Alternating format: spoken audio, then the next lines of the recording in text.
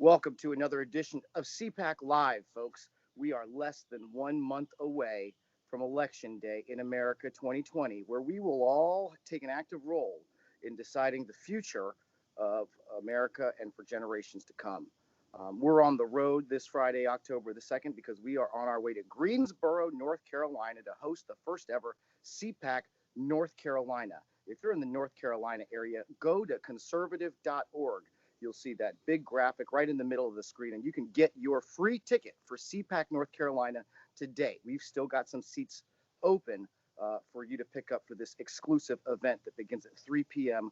on Saturday, just outside of Greensboro, North Carolina, tomorrow, October the 3rd. We're going to bring to you a couple of our favorite segments from CPAC Live in the past month or so. Matt Schlapp had a chance to sit down with Secretary of State Pompeo, Mike Pompeo of Kansas, a fellow Kansan, and Matt Schlapp, and they talked about national security issues, what's at stake, some of the good things that have happened in the first Trump administration, and some of the things that you can look forward to when and if he wins re-election here on November 3rd. And then we're going to follow that up with somebody that we've become a great fan of, Morgan Zegers, who's the founder of YAS, Y-A-A-S, Young Americans Against Socialism. The socialist direction that the Democrat Party and the progressive left would like to take America is what we have made 2020 all about since we had our big event in February earlier this year at National CPAC. If you don't have one of the yard signs that you see right behind me that says America versus Socialism, you can pick up one of those at conservative.org as well. We want you to put that in your yard.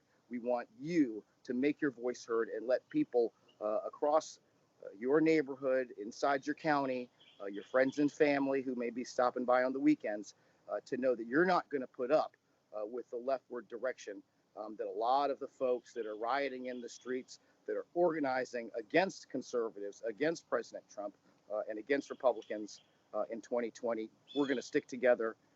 If we stick together, we're going to have a good chance to make a positive difference in the lives of all Americans, not just a few identity groups. That's the whole idea, the idea of an economy of opportunity for everyone in this great country. And without further ado, we'll bring you that first segment where ACU Chairman Matt Schlapp had a chance to sit down with our great Secretary of State, Mike Pompeo. We want to immediately bring in to the conversation the Secretary of State, Mike Pompeo. How are you, Mr. Secretary? Matt, I'm great. I hope you're doing well. Thanks for having me on today. I'm looking forward to our conversation a great deal. We're doing great, but you know the world is still obviously a troubled place. We're so happy that you're there at the State Department, implementing the president's approach to how we should rethink some of these big questions around the globe. But first, I have to ask you: a lot of people don't realize how grueling the job of Secretary of State is. You got to get on that plane and go everywhere all over the world at a moment's notice all the time. You have to keep your diplomatic cheer even when you really don't want to. And you've been doing it for a long time. What motivates you every morning to get up and do this job? Oh, Matt, that's a great question. And I think, you've had the chance to serve in a presidential administration. Every day I get up with the intention, quite clearly, of executing on what the American people have asked us to do. They elected President Trump, who has a fundamentally different understanding of making sure that American people are safe, that we're taking care of America's commercial and economic prosperity. President Trump took a very different view. Our policies have changed dramatically from the previous 8 years, and I get the chance every day to go around the world and not only talk about that, but provide assistance, helping other countries understand how, if they partner with America and do it in the right way, their prosperity, their lives of their people will be better, and that'll redound to the benefit of us right back here at home in the United States. Now, we've had a lot of different kinds of people obviously have this important job, obviously Thomas Jefferson on down. What is unique about you is you come to the job as Secretary of State. Yes, you were elected to Congress and you had a conservative voting record in Congress. You were at the CIA, but you have a lot of business experience, which is unusual in this post. How has that helped you? Yeah, it's true, Matt. I turn to that all the time. your folks know too, the president has a lot of business experience. Yes. We've got our entire national security team, right? Secretary Mnuchin, Attorney General Barr came from the business world too, spent a lot of time there. It's important because in the end, our foreign policy is as powerful as the American capacity for innovation, creativity, all the things that have really been at the center of America's exceptionalism. We have a set of values and principles founded in our Constitution, but our capacity for creating prosperity around the world gives me an enormous leg up. I think about what President Trump has unleashed in the energy space. And now when I travel the Middle East or to Europe, they know that America is self-sufficient with regard to its energy needs, and we have the capacity to deliver them affordable energy so their people can have electricity and the things that every person around the world is crying out for. That opportunity that President Trump has created here domestically for our innovation and creativity and productivity gives me enormous leverage as I try to make sure that we protect Americans all around the world. So it's like a mirror image when I think of the communist government of China. In America, what you're saying is our foreign policy is one of the foundations of it is making sure that we have a vibrant free market economy. China is really involved in business too. The difference is the communist government seems to own all these state-owned enterprises and these big corporate entities in their country. Give us your perspective about how their system is so much different and so problematic.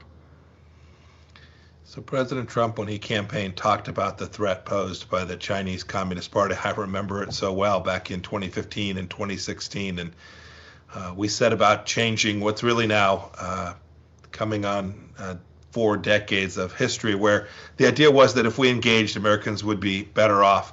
And while there have certainly been commercial benefits that have flowed from that, the risk to the American people is significant. And so President Trump has essentially told the Chinese Communist Party, look, we welcome the Chinese people being successful. We want them to have good lives too, but not at the expense of America, not at the expense of American farmers, American businesses, not at the expense of having our intellectual property created by, Matt, you know these people who go to work every day and then come up with a good idea, a business practice, a policy, some kind of intellectual property, and then have it stolen by the Chinese government. Right. President Trump has simply said we're not going to tolerate that anymore. And the Chinese Communist Party denying basic freedoms to their own people has a upstream impact on freedom all around the world. And you see it with the software that China has put here in the United States. All these things impact us here at home, and President Trump has said enough. And so we have shifted. We have shifted from a policy of appeasement and engagement to one that says, look, we want to find places to work with you, but we're going to distrust but verify. We're going to make sure we protect the American people from the challenges that the Chinese Communist Party is presented across the broad range of activities that they're engaged in. They have a different ideology, Matt. You know this, right? Communists have a different view of how the world ought to work, and I want, and I know you want, and President Trump wants to make sure that this next century is not a century that is governed by authoritarian regimes emanating from China. I love how you say, we tried appeasement for 40 years. We thought, we'll be nice, we'll invite them in, they'll change, come our way.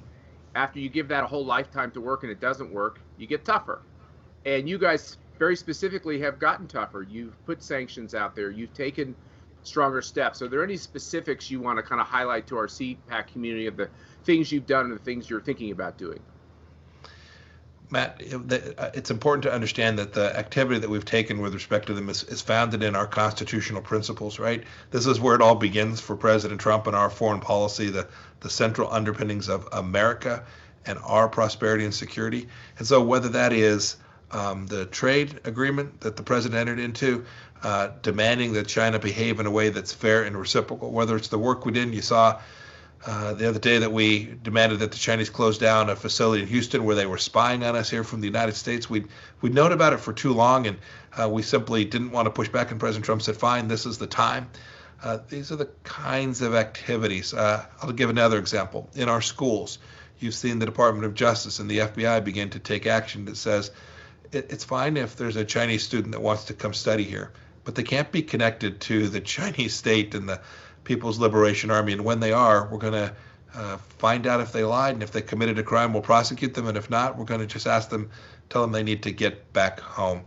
This is the way we protect American educational institutions, all the things that people all across America know are right. President Trump is actually delivering on, and our State Department is working to implement on behalf of the American people. You know, as an aside, if I won't make you comment on this, but if one of our universities doesn't think a ROTC program is appropriate on a campus, it's hard to see how someone attached to the PLA is appropriate. But that's my comment, not yours. But I applaud that policy. Then you have this question about the fundamental freedoms, and I think we all woke up with the horrific news about Jimmy Lai in Hong Kong, who we consider to be a great freedom fighter. I think you know that he invited CPAC into his home in Hong Kong, and we had a delightful meal that ended early in the hours with a firebombing of his house because we had been there. Obviously, you're trying to make sure that there's a better result in Hong Kong, but you've taken some steps. What should the American people think when they look at this news this morning? It's really sad. Jimmy Lai was nothing more than a patriot who wanted good things for the people of Hong Kong. He wanted basic freedoms. These were the freedoms, Matt. You know, you had a chance to meet him there. I had a chance to meet him here in the United States. These are just the basic freedoms that every human being, because they're made in the image of God, is entitled to.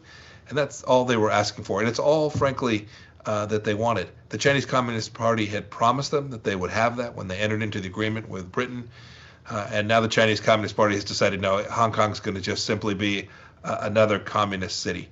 So what we have tried to do is create a set of incentives for the Chinese Communist Party to rethink how they're approaching this. I'm not optimistic, given what we saw this morning and what we've seen over the past week, that they're going to change what they're doing. But what we can be sure, and President Trump has said, is that to the extent the Chinese Communist Party treats Hong Kong as just another communist-run city, the United States will do the same. We're not going to allow Beijing to benefit from the harm they're imposing on the people of Hong Kong. Our United Kingdom counterparts have done great work. They're going to allow people from Hong Kong who want to come to Britain to come there, people who've denied these just fundamental basic freedoms. I hope that the Chinese Communist Party will reconsider and allow the promises they made to the Hong Kong people to come through. But you saw, goodness, it was last week now, I think, when they declared that they were going to delay their election, they would have been crushed. Freedom would have won in the election, Matt, and the Chinese Communist Party couldn't permit that to happen. I fear that we may have had our last democratic election in Hong Kong. I hope that I'm wrong about that. Well, you're being a realist, which we very much appreciate. And one of the things that they've also announced is they've actually barred several senators from travel to China and taken other steps. I read through the list this morning. It was interesting. All Republican senators and a Republican member of the House of Representatives. Is there truly no bipartisan consensus that when China takes these horrific acts against human rights, like arresting Jimmy Lai, is there not a bipartisan consensus to push back, or should I be more hopeful? I'm actually more hopeful on this, Matt. When legislation was passed, the Hong Kong Democracy Act, it was passed near unanimously, both parties.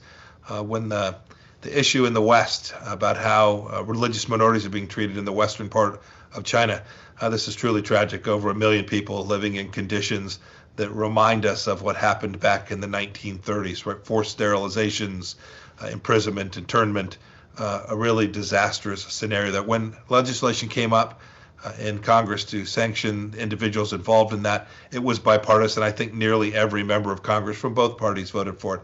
I think with respect to the challenges that the Communist Party is presenting in China, I actually think there's good overlap, but it's the case. This policy was driven by President Trump.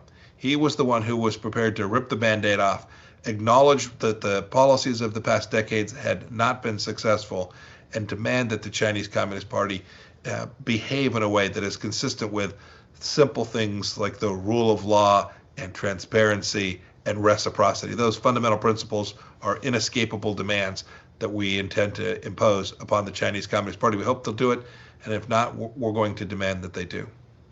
We talked a lot about in this country facing the threat of radical Islamic terror post 9/11 and changing a lot of policies in the government.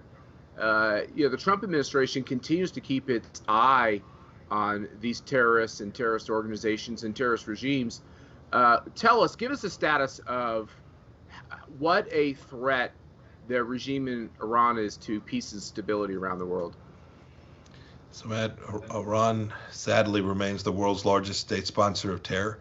President Trump came in and recognized that underwriting that regime was a bad policy. That's what the JCPOA had done. It essentially allowed businesses to operate there, allowing the regime to continue its corrupt theocracy. President Trump said, no, we're not going to do that. We walked away from the JCPOA, and then we began to impose real costs on the regime, and it's had an impact. It's reduced the capacity for them to conduct terror around the world. I could spend a lot of time talking about the Shia militias in Iraq and what's taking place in Syria and Hezbollah. They are diminished. It's harder for them to pay their soldiers, pay their people around the world. There's still work to do, and we aim to do it. One of the true tragedies of the JCPOA was that it was very limited in time. A major provision expires now on October 18th, so just a couple months off, where Iran, under a deal that President Obama and Vice President Biden signed off on, can buy and sell weapons all around the world on October 18th of this year. We're going to try and stop that. We're trying to extend that arms embargo. I'm hopeful that we'll be successful. But this is the kind of terror risk that the previous administration simply refused to take on, and President Trump has been clear. We killed Qasem Soleimani. We took down Hamza bin Laden. We took down al-Baghdadi. This administration has been most serious about protecting the American people from terrorism. We'll continue that effort. The biggest threat to peace and security on the globe is not global climate change. Under President Trump, it seems like you are clear-eyed, wide-eyed about what our threats are. A aggressive regime in China, radical Islamic terror regimes around the globe. And we appreciate very much you kind of resetting those ideas. Mr. Secretary, you're also a well-trained lawyer. You probably don't want to say that too loudly, but it's the truth.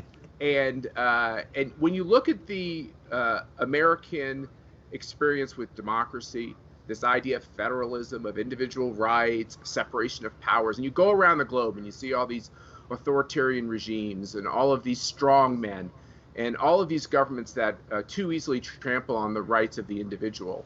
And you come back and you look at this conversation in America about, is America a good place? Is America a rotten place? Is America a place of hate? Or is America a place where the individual really can live their beautiful American life? Give us more of a philosophical overview. Is this a moment when America really needs to stand up and be proud of its history? Or is it a different time? Matt, when I came to the State Department, I recognized the centrality of the question that you just asked. So I undertook a couple things. One was to put a woman named Marion Glendon in charge of a commission to look at human rights issues around the world and how America should think about these unalienable rights. They came back with a report a few weeks ago now, and it reminded me of the importance of the fact that this is the most exceptional nation in the history of civilization. And whatever challenges we may have on any given day, there's no nation that has the capacity to protect the freedoms that matter to every human being. And so the commission wrote about this. They talked about our Declaration of Independence and our founding. They talked about our Constitution, how it was drafted, right? The Soviet Union had a Bill of Rights too. It was worthless because it didn't have a structure around it. It didn't have a system. It didn't have, as you described, right, a bicameral legislature, federalism, all the elements that drive us ever closer to that more perfect union. As the Secretary of State, it is imperative that these things continue here in America. We were not a nation that was founded on the central idea of slavery. We're not a nation that says when the left takes to the streets that they can destroy the First Amendment and say, no, we're not going to let certain people have their voices be said. This is a challenging time which demands us to view even more closely to the things our founders knew. This Judeo-Christian foundation for our nation is so central to the work that I do around the world and my capacity to be effective to convince others of the importance of respecting the rights of their people, that I'm very, very much hopeful that the American people will see this. They will come to understand that they live in this special place. I promise you, all around the world, when people are deciding where they want to go if they leave their own country, they want to come to the United States for the very reasons that you and I both know, Matt. Yeah, and the final question as we let you get back to settling all these really important issues. what we found with our kind of humble and meek aspect of global travel, where we had these CPACs in 5 different important parts of the globe last year. Unfortunately, with the virus, we're not doing that travel, but we will again next year. What the big takeaway I got is when people overseas who are freedom loving see America in a conflict about what America stands for, will America still stand for the freedoms it's always stood for? It really jars them, it worries them, because even in places that we don't always automatically think love America, they actually love a strong America more than we'll ever know. Do you have the same type of reaction at a much higher level than we have? Matt, I do. You should know that the people of every nation watch closely what we do here in the United States. And we've had conflict before. We've often had vigorous debates here in the United States. It is very important that we demonstrate to the world, for all the right reasons, that America remains strong, that America remains committed. We'll get right our commitments around the world. We're not going to think about them the way we did for the past 20 years, but America as a leader, as an exemplar on the world stage will remain, and that is vital for people all across the world. It's exactly the same thing you're hearing when people, as you travel around the world. I see it every day. And I want you to know we appreciate you making time for us. Our CPAC community is very proud of what you're accomplishing. They've been proud of you as you have accomplished great things throughout your public career. And I want you to know, having just come back from Wichita, Kansas, having just had prime rib at the Candle, that when you're done with this work, there's a good meal waiting for you there, okay? I'll meet you at the Candle. That sounds great, Matt. That's the deal, Mr. Secretary. Keep up the great work. And one of the great people that we love to collaborate with is Morgan Zegers, who's joining us now, who's the founder, literally created this great group called Young Americans Against Socialism. Morgan, how's everything going with your group? Oh, wow. We are busy. We are busy lately. It's definitely a target-rich environment for us. That's bad that you're busy. I want you to have nothing to do. Well, I'd rather work really hard for the next 5 years and make sure that the America that I know and love is protected for generations to come. And that's really what we're focused on. And I think you touched on an important point. There is a very serious issue in the country right now of a small group of people, small group of radicals that are lying to our generation, my generation, about what socialism really is. And so that's really the problem here. And I think if we just attack those guys, if we go after them, we're really going to come out on top here. My generation is very capitalist, entrepreneurial, and innovative. And I think they have American values deep down. What do they call your generation? What? What do they call your generation? So I'm the last month of the last year of millennials. So I'm kind of nice and snug between Zoomers and millennials. Okay, because I tend to like the Zoomers. I feel like I think you do, which is they watch the crazy excesses of political correctness and people being triggered over every little thing, and they're just a little more normal. They have common sense seems to be a little more operational. And they learned how to grow up within this really caustic, calcified political correctness. And when did you first experience all that? Was it in school? Yeah, I went to American University in Washington, D.C., but I'm from upstate New York. And so upstate versus Washington, D.C., very different places. And I had a lot of crazy stuff happen on campus, the usual things you would assume on a liberal college campus like that. But the weirdest thing I had was I had a communist roommate in college, and she had a poster of Mao Zedong, Lenin, Stalin, Karl Marx, and Fidel Castro on her wall. And she had the gall to tell me that conservatives are the mean ones. We are the mean ones because we don't put taxpayer dollars and government action or force behind the things we say we care about. So do we really care about them? I would have done, if I were you, I would have put one number on your side of the room. All the people those people murdered. Yeah, well, it was a shame. And that's what was so crazy to me is that we were mean, but she had a poster of mass murderers and dictators on her wall, and she was the righteous one. Yeah, this whole idea of fascism, which the press always immediately associates with conservative politics, that, we're the fascists. We're the ones that want to dictate to you what you can and can't do, what you can do in your life, what you can't do in your life. And as you experience life and as you get older, and I'm clearly a heck of a lot older than you are, you realize it's completely the opposite, right?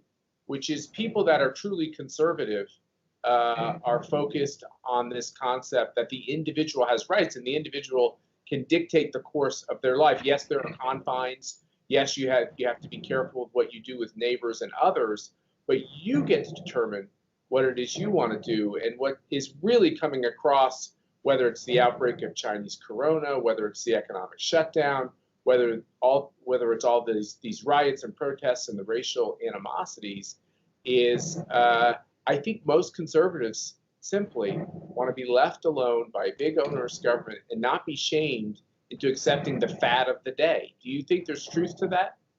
I would agree. And I think it's an important point to talk about.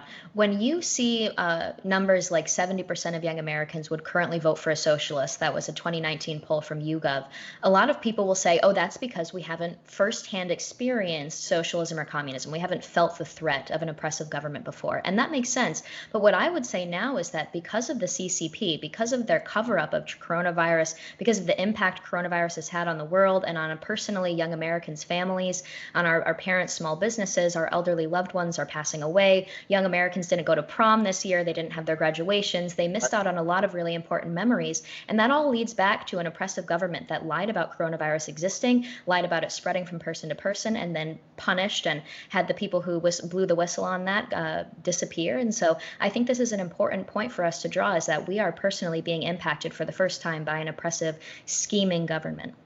Yeah, so you think people, Zoomers, people even younger than you, people my daughter's age, I have 5, you're right, they're getting gypped out of all of these memories. I'm fearful that schools won't open again in the fall, even though young people are not vulnerable to getting this virus, and to any large extent at all.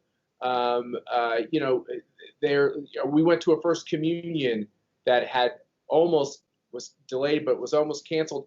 I have a niece who was the lead in the play. That play will never go on. I had a daughter who had a dance recital. She spent 6 months on 2 beautiful dances, and she did the dance in front of me.